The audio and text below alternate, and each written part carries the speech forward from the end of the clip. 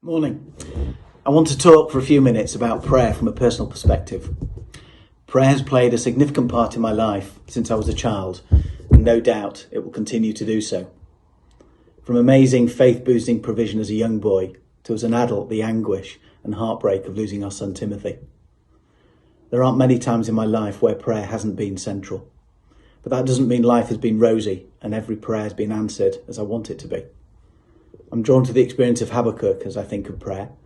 He was frustrated at the evil that was around him and wanted answers from God. He cried out to God and God answered.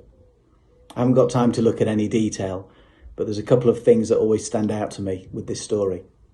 Firstly, it's okay to ask questions. Sometimes we're frustrated and that's okay.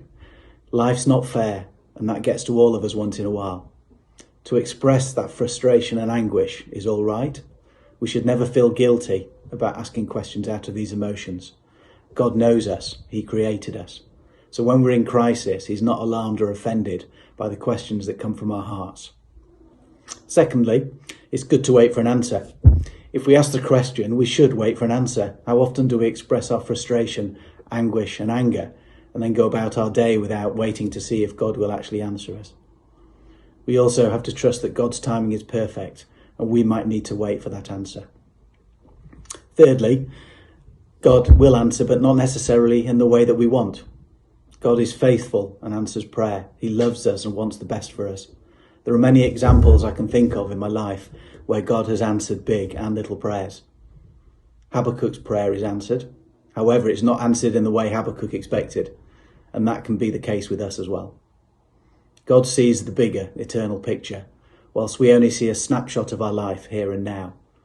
His plans are perfect and just, and as a result, our prayers may not be answered in the way we expect. Fourthly, we should always rejoice. God is God, no matter what our circumstances are. He has everything under control. He is always good and faithful, and because of that, we can rejoice. We rejoice in the sovereignty and majesty of God. We rejoice because of his mercy, grace, and love. We rejoice because he is good and will orchestrate even the most difficult trials for our good. As many of you know from a personal perspective, God has answered our prayers in a miraculous way over the last few years. His provision has been amazing, and for that we give him the glory and honour. I truly believe that prayer has been a part of that.